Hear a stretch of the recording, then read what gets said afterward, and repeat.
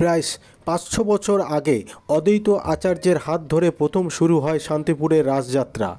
আজও একই নিয়ম নিষ্ঠার সঙ্গে পালিত হচ্ছে রাসযাত্রা। আসুন দেখে নেব সেই ছবি। আপনারা দেখছেন নিউজ নদিয়া এক্সপ্রেস। চ্যানেলটিকে সাবস্ক্রাইব, লাইক, শেয়ার এবং ফেসবুক পেজটি ফলো করুন আর দেখুন নিউজ নদিয়া এক্সপ্রেস।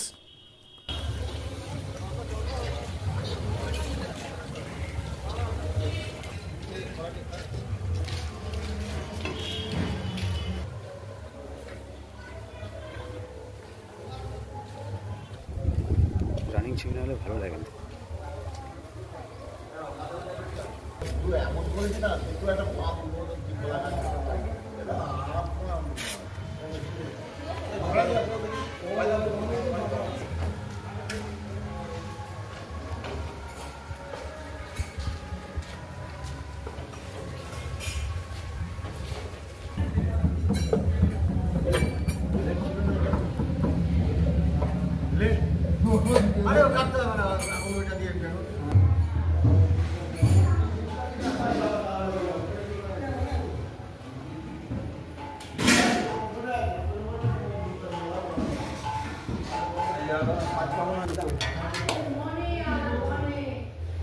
জ্বালিয়ে দেবে।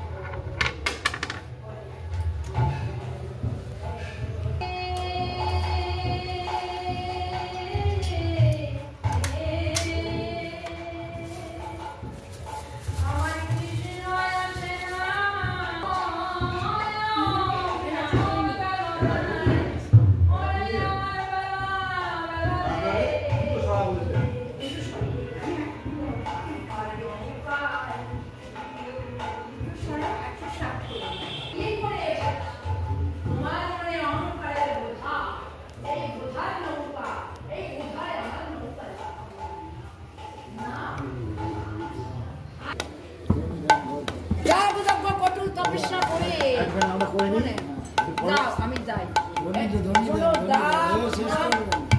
নাম কীর্তন করে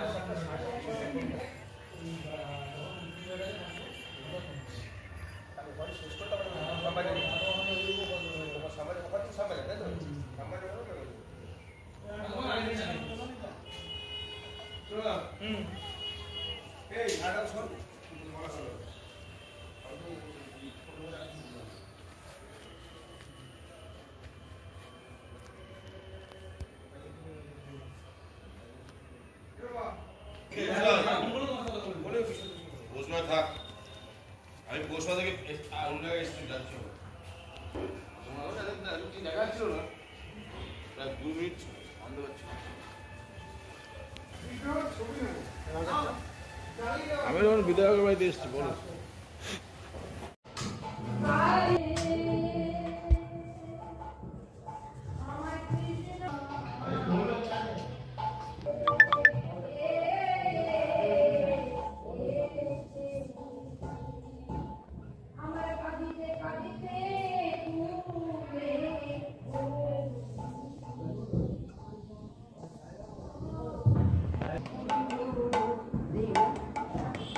তাই আমার গোবিন্দ কি বলেছে, কাল হরিব তুমি একুলে কি করে এসেছো? তোমার মনে অহংকারের বোঝা, এই বোঝার নৌকা, এই বোঝালেও আমি পার করব না। যাও যজ্ঞ কটু, যাও আমি যাই। শোনো, যাও, যাও।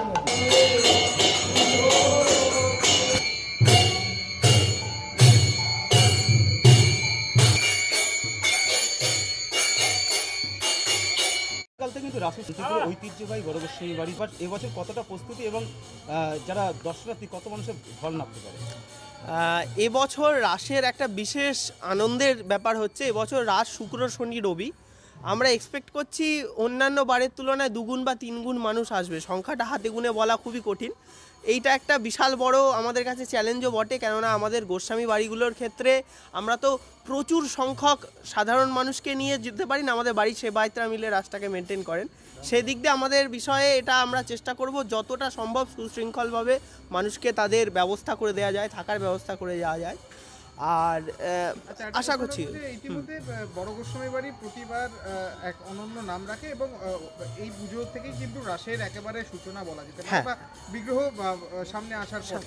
কত বছরে পড়লো এবং এই পুজোর ইতিহাস কি, এবং কে এই পুজো প্রথম এই রাসযাত্রায় সামনে এনেছিল দর্শনার্থীদের? শান্তিপুরের রাস, পুরো রাসটাকেই আমরা ভাঙা রাস বলি। আমাদের একটা প্রথম ভুল ধারণা ভেঙে দিই, ভাঙা রাস শুধু শোভাযাত্রা নয়, গোটা শান্তিপুরের রাসটা ভাঙা রাস। দেখুন, রাসলীলা বৈষ্ণবদের একটা মূল উৎসব, বহু বছর ধরে চলে আসছে, কিন্তু আমরা যতদূর তথ্য পেয়েছি বড় গোস্বামী বাড়ির মূল প্রতিষ্ঠাতা মথুরেশ গোস্বামী আজ থেকে 350 বা 400 বছর আগে আনুমানিক প্রথম এই রাস যাত্রার সূচনা করেন। তিনি এই রাস সূচনা করেন আমাদের বাড়ির যে মূল শোভিত বিগ্রহ রাধারমণ, যার নাম অতীতে ছিল দোল গোবিন্দ, সেই মূর্তি একবার চুরি হয়ে যায়।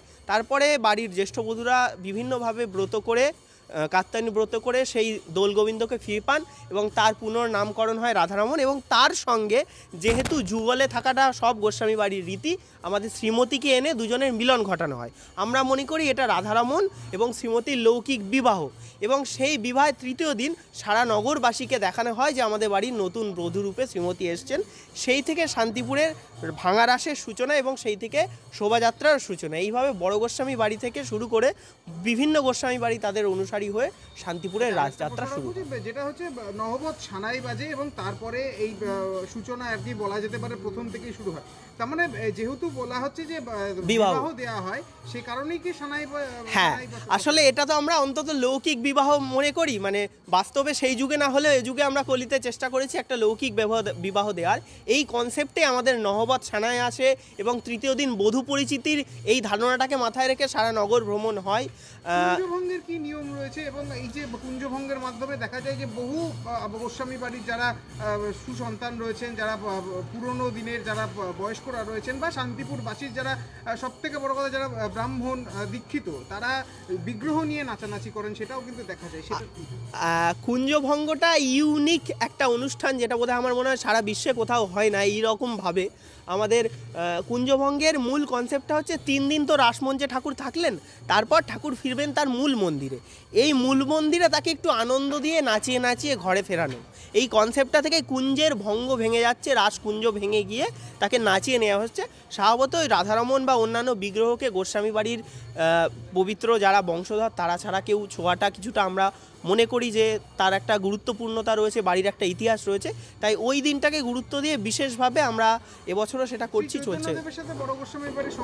শ্রী চৈতন্যদেবের সাথে এটাই সম্পর্ক। অদ্বৈত হচ্ছে শ্রী চৈতন্যদেবের অন্যতম মন্ত্র শিক্ষা, এই মন্ত্র বলবো না, এক ধরনের স্পিরিচুয়াল আধ্যাত্মিক গুরু এবং পঞ্চতত্ত্বের একজন।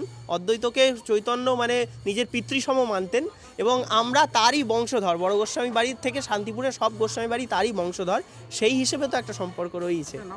আমার নাম অদ্রিক গোস্বামী, বড় গোস্বামী বাড়ির আমি 13তম বংশধর, অদ্বৈত আচার্য।